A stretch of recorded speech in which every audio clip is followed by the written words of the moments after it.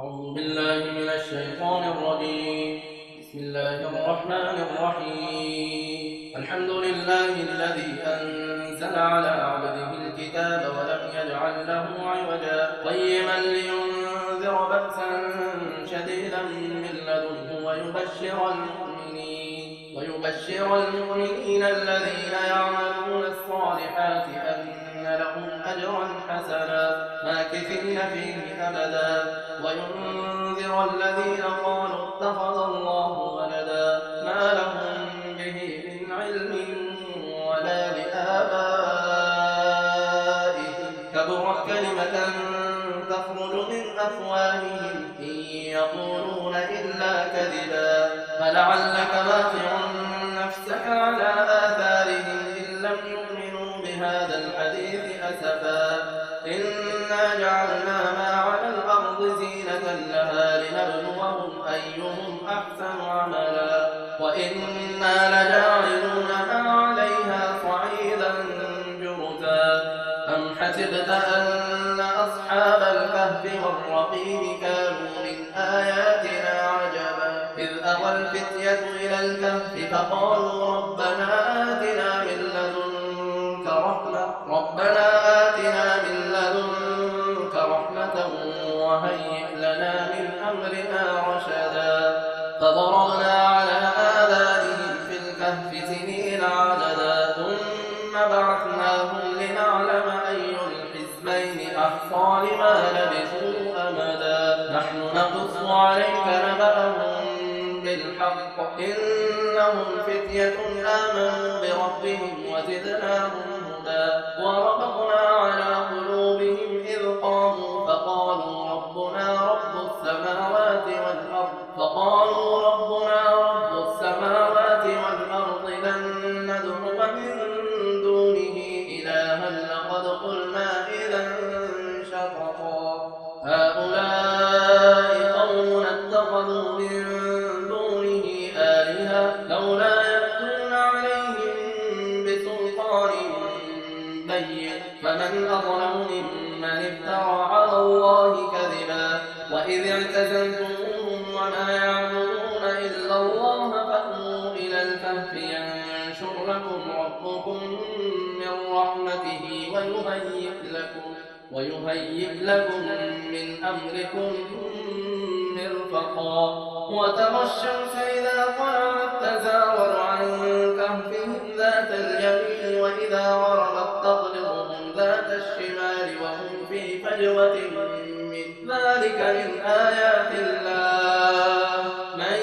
يهد الله فهو المهتد ومن يضلل فلن تجد له وليا مرشدا وتحسبهم أيقاظا وهم رقود ونقلبهم ذات اليمين وذات الشمال وكلبهم باسط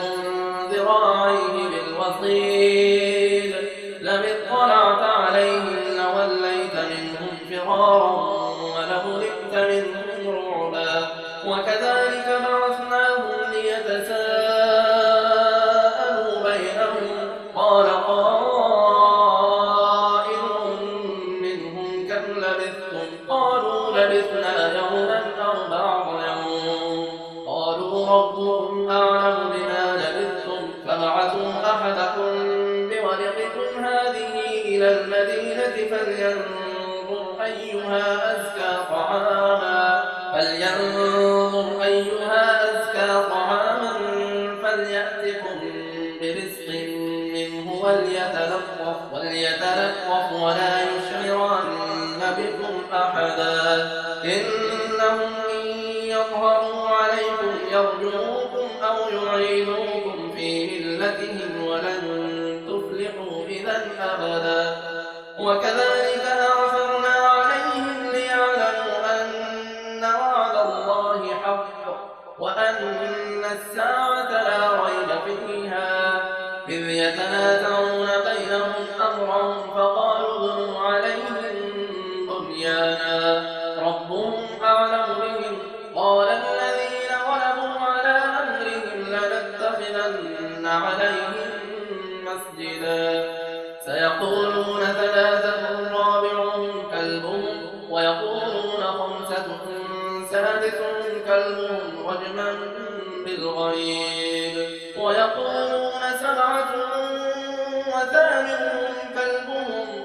ربي أعلم بعدتهم ما يعلمهم إلا قليل فلا تمار فيهم إلا مراء ظاهرا ولا تستفت فيهم منهم أحدا ولا تقولن لشيء إني فاعل ذلك غدا إلا أن يشاء الله واذكر ربك إذا نسيت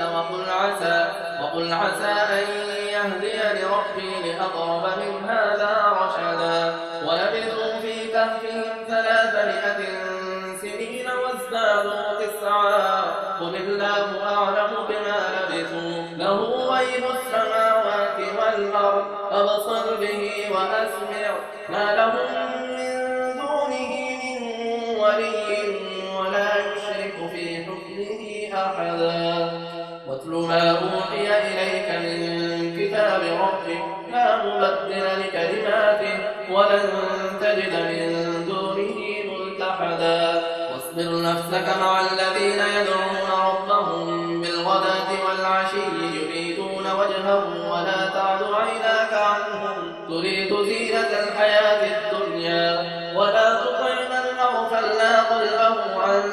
ذكرنا واتبع هواه وكان أمره فرطا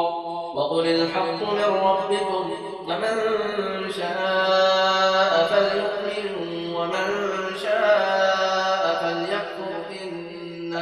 إنا أعتدنا للظالمين نارا أحاط بهم سرادقها وإن يستغيثوا يغاثوا بماء كالمهل يشوي الوجوه بئس الشراب وساءت مرتفقا إن الذين آمنوا وعملوا الصالحات إنا لا نضيع أجر من أحسن عملا أولئك لهم جنات عدن تجري من تحتهم الأنهار يحلون فيها من أساور من ذهب ويلبسون ثيابا خضرا من سندس واستبرق متكئين فيها على الأرائك نعم الثواب وحسنت مرتفقا واضرب لهم مثلا رجلين جعلنا لأحدهما جنتين من أعناب وحففناهما بنخل وجعلنا بينهما زرعا كلتا الجنتين آتت أكلها ولم تظلم منه شيئا وفجرنا خلالهما نهرا وكان له ثمر فقال لصاحبه وهو يحاوره أنا أكثر منك مالا وأعز نفرا ودخل جنته وهو ظالم لنفسه قال ما أظن أن تبيد هذه أبدا وما أظن الساعة قائمة ولئن رددت إلى ربي لأجدن خيرا منها منقلبا قال له صاحبه وهو يحاوره أكفرت بالذي خلقك من تراب ثم من نطفة ثم سواك رجلا لكن هو الله ربي ولا أشرك بربي أحدا ولولا إذ دخلت جنتك قلت ما شاء الله لا قوة إلا بالله إن ترني أنا أقل منك مالا وولدا فعسى ربي أن يؤتيني خيرا من جنتك ويرسل عليها حسبانا من السماء فتصبح صعيدا زلقا أو يصبح ماؤها غورا فلن تستطيع له طلبا وأحيط بثمره فأصبح يقلب كفيه على ما أنفق فيها وهي خاوية على عروشها ويقول يا ليتني لم أشرك ربي أحدا ولم تكن له فئة ينصرونه من دون الله وما كان منتصرا هنالك الولاية لله الحق هو خير ثوابا وخير عقبا واضرب لهم مثل الحياة الدنيا كماء أنزلناه من السماء فاختلط به نبات الأرض فأصبح هشيما تذروه الرياح وكان الله على كل شيء مقتدرا المال والبنون زينة الحياة الدنيا والباقيات الصالحات خير عند ربك ثوابا وخير أملا ويوم نسير الجبال وترى الأرض بارزة وحشرناهم فلم نغادر منهم أحدا وعرضوا على ربك صفا لقد جئتمونا كما خلقناكم أول مرة بل زعمتم أن لن نجعل لكم موعدا ووضع الكتاب فترى المجرمين مشفقين مما فيه ويقولون يا ويلتنا ما لهذا الكتاب لا يغادر صغيرة ولا كبيرة إلا أحصاها ووجدوا ما عملوا حاضرا ولا يظلم ربك أحدا وإذ قلنا للملائكة اسجدوا لآدم فسجدوا إلا إبليس كان من الجن ففسق عن أمر ربه أفتتخذونه وذريته أولياء من دوني وهم لكم عدو بئس للظالمين بدلا ما أشهدتهم خلق السماوات والأرض ولا خلق أنفسهم وما كنت متخذ المضلين عضدا ويوم يقول نادوا شركائي الذين زعمتم فدعوهم فلم يستجيبوا لهم وجعلنا بينهم موبقا ورأى المجرمون النار فظنوا أنهم واقعوها ولم يجدوا عنها مصرفا ولقد صرفنا في هذا القرآن للناس من كل مثل وكان الإنسان أكثر شيء جدلا وما منع الناس أن يؤمنوا إذ جاءهم الهدى ويستغفروا ربهم إلا أن تأتيهم سنة الأولين أو يأتيهم العذاب قبلا وما نرسل المرسلين إلا مبشرين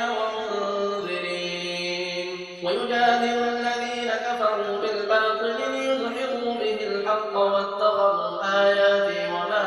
أنذروا هزوا ومن أظلم ممن ذكر بآيات ربه فأعرض عنها ونسي ما قدمت يداه إنا جعلنا على قلوبهم أكنة أن يفقهوه وفي آذانهم وقرا وإن تدعوهم إلى الهدى فلن يهتدوا إذا أبدا وربك الغفور الرحمة لو يؤاخذهم بما كسبوا لعجل لهم العذاب بل لهم موعد لن يجدوا من دونه موئلا وتلك القرى أهلكناهم لما ظلموا وجعلنا لمهلكهم موعدا إذ قال موسى لفتاه لا أبرح حتى أبلغ مجمع البحرين أو أمضي حقبا فلما بلغا مجمع بينهما نسيا حوتهما فاتخذ سبيله في البحر سربا فلما جاوزا قال لفتاه آتنا غداءنا لقد لقينا من سفرنا هذا نصبا قال أرأيت إذ أوينا إلى الصخرة فإني نسيت الحوت وما أنسانيه إلا الشيطان أن أذكره واتخذ سبيله في البحر عجبا قال ذلك ما كنا نبغي فارتدا على آثارهما قصصا فوجدا عبدا من عبادنا آتيناه رحمة من بنا وعلمناه من لدنا علما. قال له موسى هل أتبعك على أن تعلمني مما علمت رشدا؟ قال إنك لن تستطيع معي صبرا وكيف تصبر على ما لم تحط به خبرا؟ قال ستجدني إن شاء الله صابرا ولا أعصي لك أمرا. قال فإن اتبعتني فلا تسألني عن شيء حتى أحدث لك منه ذكرا. فانطلقا حتى إذا ركبا في السفينة خرقها قال أخرقتها لتغرق أهلها لقد جئت شيئا إمرا. قال ألم أقل إنك لن تستطيع معي صبرا؟ قال لا تؤاخذني بما نسيت ولا ترهقني من أمري عسرا. فانطلقا حتى إذا لقيا غلاما فقتله قال أقتلت نفسا زكية بغير نفس لقد جئت شيئا نكرا. قال ألم أقل لك إنك لن تستطيع معي صبرا؟ قال إن سألتك عن شيء بعدها فلا تصاحبني قد بلغت من لدني عذرا. فانطلقا حتى إذا أتيا أهل قرية استطعما أهلها فأبوا أن يضيفوهما فوجدا فيها جدارا يريد أن ينقض فأقامه. قال لو شئت لاتخذت عليه أجرا. قال هذا فراق بيني وبينك سأنبئك بتأويل ما لم تستطع عليه صبرا. أما السفينة فكانت لمساكين يعملون في البحر فأردت أن أعيبها وكان وراءهم ملك يأخذ كل سفينة غصبا. وأما الغلام فكان أبواه مؤمنين فخشينا أن يرهقهما طغيانا وكفرا فأردنا أن يبدلهما ربهما خيرا منه زكاة وأقرب رحما. وأما الجدار فكان لغلامين يتيمين في المدينة وكان تحته كنز لهما وكان أبوهما صالحا فأراد ربك أن يبلغا أشدهما ويستخرجا كنزهما رحمة من ربك وما فعلته عن أمري ذلك تأويل ما لم تستطع عليه صبرا. ويسألونك عن ذي القرنين قل سأتلو عليكم منه ذكرا. إنا مكنا له في الأرض وآتيناه من كل شيء سببا فأتبع سببا حتى إذا بلغ مغرب الشمس وجدها تغرب في عين حمئة ووجد عندها قوما قلنا يا ذا القرنين إما أن تعذب وإما أن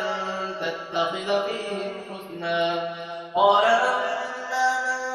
ظلم فسوف نعذبه ثم يرد إلى ربه فيعذبه عذابا نكرا. وأما من آمن وعمل صالحا فله جزاء الحسنى وسنقول له من أمرنا يسرا. ثم أتبع سببا حتى إذا بلغ مطلع الشمس وجدها تطلع على قوم لم نجعل لهم من دونها سترا. كذلك وقد أحطنا بما لديه خبرا. ثم أتبع سببا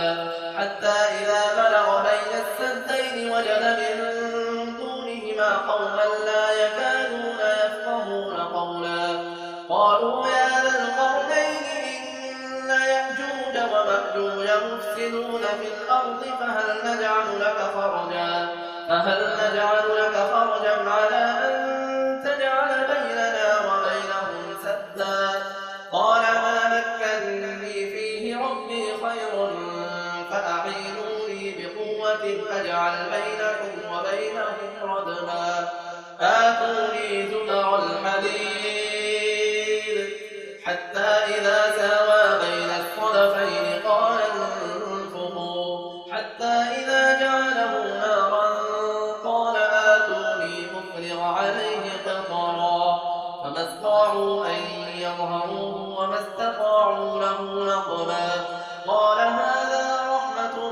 من ربي فإذا جاء وعد ربي جعله دكا وكان وعد ربي حقا وتركنا بعضهم يومئذ يموج في بعض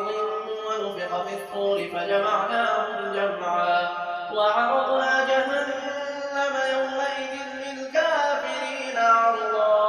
الذين كانت أعينهم في غطاء عن ذكري وكانوا لا يستطيعون سمعا أفحسب الذين كفروا أن يتخذوا عبادي من دوني أولياء إنا أعتدنا جهنم للكافرين نزلا قل هل ننبئكم بالأخسرين أعمالا الذين ضل سعيهم في الحياة الدنيا وهم يحسبون أنهم يحسنون صنعا أولئك الذين كفروا بآيات ربهم ولقائه فحبطت أعمالهم فلا نقيم لهم يوم القيامة وزنا ذلك جزاؤهم جهنم بما كفروا واتخذوا آياتي ورسلي هزوا إن الذين آمنوا وعملوا الصالحات كانت لهم جنات الفردوس نزلا خالدين فيها لا يبغون عنها حولا قل لو كان البحر مدادا لكلمات ربي لنفذ البحر قبل أن تنفذ كلمات ربي ولو جئنا بمثله مددا قل إنما أنا بشر مثلكم يوحى إلي أنما إلهكم إله واحد فمن